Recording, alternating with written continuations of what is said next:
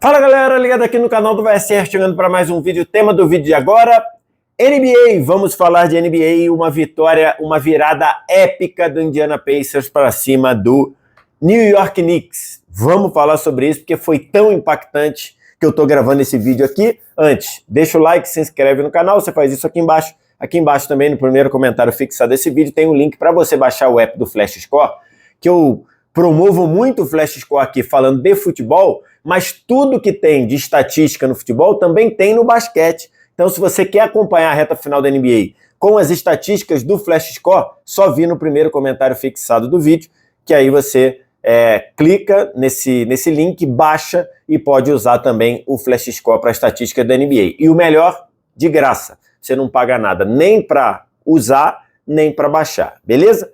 Vamos lá, tô gravando esse vídeo aqui na tarde, no finalzinho da manhã de quinta-feira, para falar de um jogo fantástico que aconteceu na noite de quarta, lá na NBA, a partida em que o Indiana Pacers venceu o New York Knicks por 138-135. Desculpa aqui a tosse, que eu ainda tô resfriado. Um jogo fantástico, um jogo incrível, e que teve uma das maiores viradas da história da NBA nos playoffs. Não resta nenhuma dúvida. Quem acompanhou o jogo sabe do que eu estou falando. O Indiana Pacers chegou a perder por 17 pontos no último período, no último quarto, e virou o jogo depois de empatar em 125 pontos no fim do tempo normal. Ganhou o jogo na prorrogação. É uma partida de uma rivalidade bizarra. Indiana Pacers e New York Knicks criaram uma rivalidade muito grande ali no fim dos anos 90.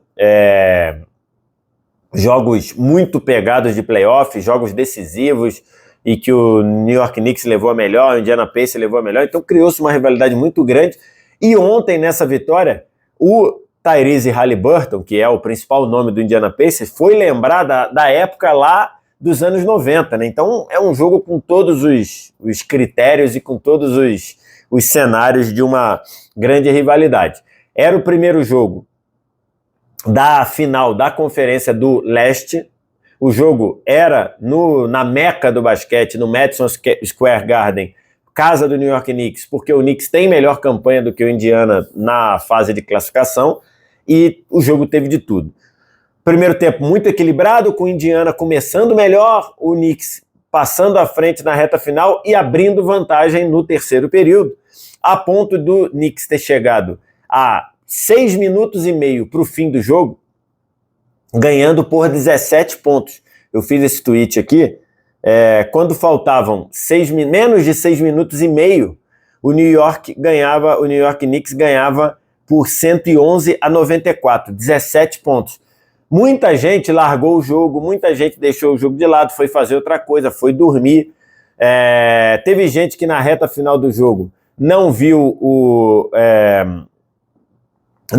jogo do estádio porque foi embora, que já estava o jogo decidido, e perdeu uma virada fantástica.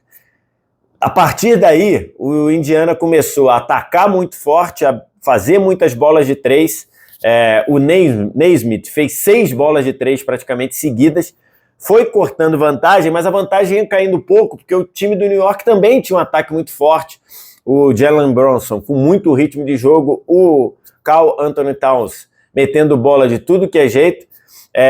Então a vantagem foi caindo, mas não foi caindo na velocidade, ou você parando o ataque do Knicks para você cortar a diferença. A diferença deixou de ser 17, mas continuava sendo em 8, 10, subia para 14. Então, assim, a tendência era você olhar e falar, cara, o New York ganhou esse jogo. O Knicks ganhou esse jogo. Tanto é que, faltando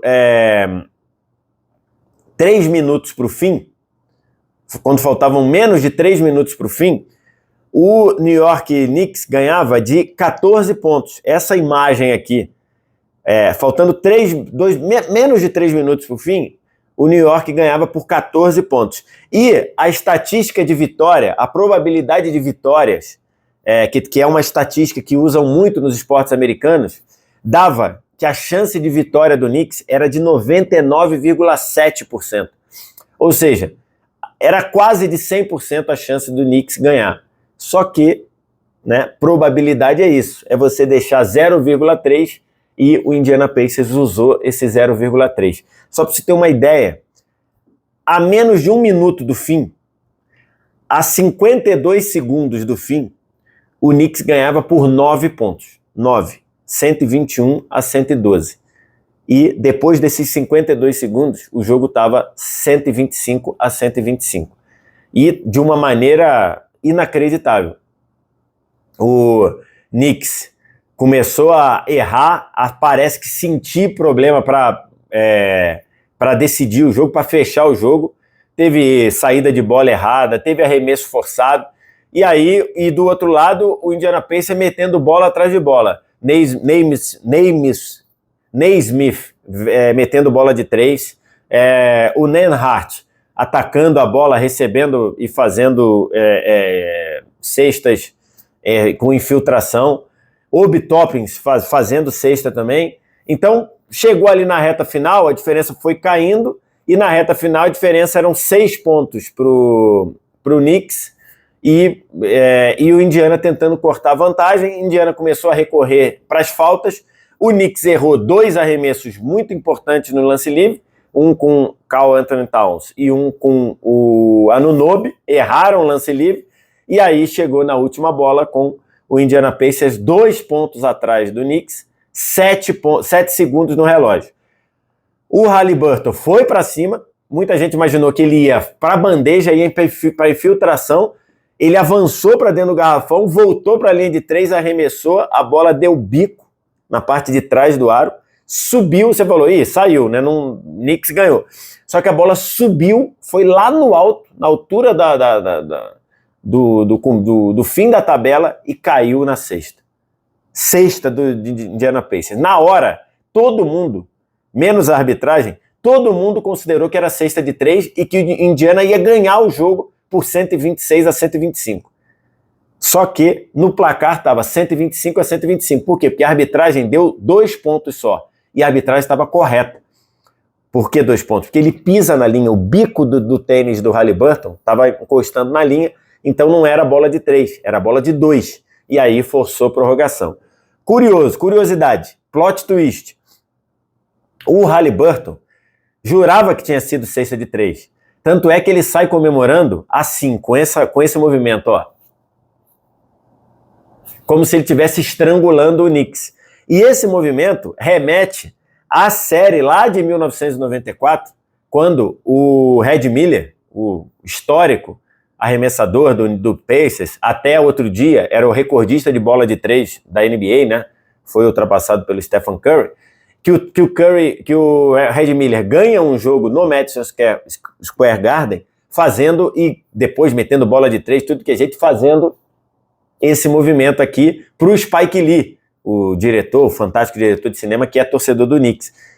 E o Haliburton fez esse mesmo movimento, achando que o jogo tinha terminado, só que não terminou, porque foi bola de 2, foi para prorrogação, e aí na prorrogação o Knicks abre 4 pontos de vantagem, defende a bola para abrir 6 pontos de vantagem, só que aí depois de um passe errado, a bola volta para o Indiana começa a cortar vantagem e passa a liderar, tira esses 4 pontos, vai cortando passo a passo até ponto a ponto, até que numa jogada lá em que o Haliburton dá a bola para o Toppin, ele enterra e abre 3 pontos de vantagem, faltando ali pouco mais do que 9 segundos, e aí o Knicks vai para frente, não consegue fazer, e o Indiana vence o jogo.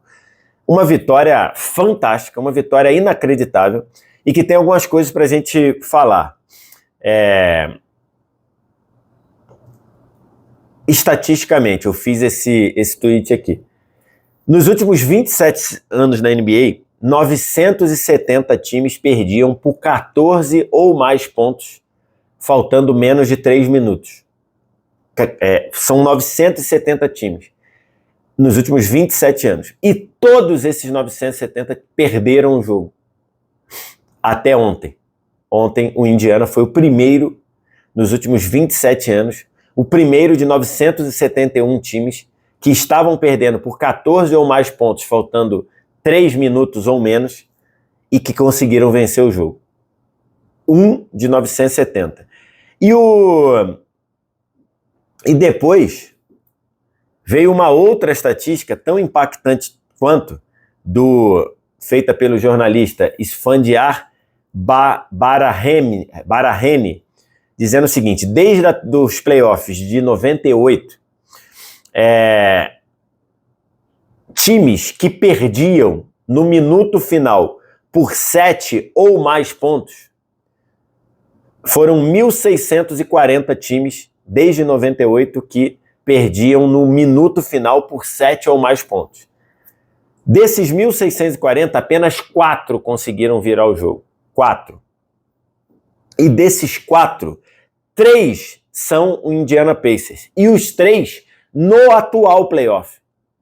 No atual mata-mata. E ali estão as 3 situações. A primeira, na primeira rodada, o Indiana perdia para o Milwaukee por 7 pontos, faltando 35 segundos, e ganhou o jogo de 118 a 119. Na fase anterior, na semifinal de conferência, o Indiana Pacers perdia para o Cleveland por 119 a 112, faltando 57 segundos, e ganhou por 120 a 119, e o Indiana Pacers perdia para o New York Knicks por 121 a 112, 9 pontos, faltando 52 segundos, e ganhou o jogo na prorrogação. Então, assim, dessas 1.640 vezes, e que dessas 1.640, apenas 4 times conseguiram vencer, 3 foram o Indiana Pacers, e as 3 neste playoff agora, mostrando que o Indiana Pacers é um time que se recusa a perder. É um time que não está querendo morrer. E está sabendo os caminhos para voltar nos jogos. É claro, o Indiana Pacers, de um time muito operário, entre aspas, né? Você olhar, não tem nenhuma grande super estrela. Mas e o Haliburton? O Haliburton, nesta temporada, foi votado por jogadores da NBA, que votaram de forma anônima, foi votado como o jogador mais superestimado da NBA. E tá aí mostrando, mas se você considerar uma superestrela, é o mais próximo de uma superestrela que o Indiana tem, mas não sei se ele tá nesse rótulo. Tudo jogador operário, o Nembhard, o Naismith, o próprio Miles Turner, o Obi Toppin, o McConnell, que vem do banco dando um ritmo danado. Então, assim, um time muito operário e um time que tem mostrado uma capacidade incrível de ficar vivo. E virou esse jogo para sair na frente. É lógico, série de 7 é muita coisa, primeiro jogo só, o New York Knicks tem toda a chance de classificar ainda, mas ele vai precisar fazer um trabalho mental, um trabalho psicológico, porque essa é a típica derrota que fica sendo remoída, que fica sendo lembrada pelos próprios jogadores, que os jogadores, é difícil de superar. O Knicks vai ter que, porque você tá em casa, ganhando por 17 pontos, faltando menos de 7 minutos, ganhando por 14 pontos, faltando menos de 3 minutos, ganhando por 9 pontos, faltando menos de 1 minuto, e você perdeu o jogo na prorrogação, tendo saído na frente da prorrogação, acho que é uma coisa que precisa de trabalho mental, porque senão o Knicks pode perder essa série a partir dessa derrota. É uma derrota muito dura de se assimilar. O jogo 2 é no sábado, de novo em Nova York, e a gente vai ver, perdão, é na sexta, o jogo 2 é na sexta, é isso? Deixa eu só confirmar. Que é em Nova York, é certo, né? O jogo 2 é ainda com o mando do Knicks, mas é uma derrota dura de se trabalhar, né? É uma derrota complicada. É isso aí, amanhã, sexta-feira, 9 da noite no horário brasileiro, de novo em Nova York, é o jogo 2. Tem que ver se o Knicks vai conseguir se remontar para esse jogo. Quero te ouvir, viu o jogo, acompanhou, o que você acha? Gosta de NBA aqui no canal? Diz aqui embaixo nos comentários, no mais like, se inscreve no canal, sininho das notificações, vem no primeiro comentário fixado para baixar o app do Flash Score. Obrigado demais pela audiência, um abraço, tchau!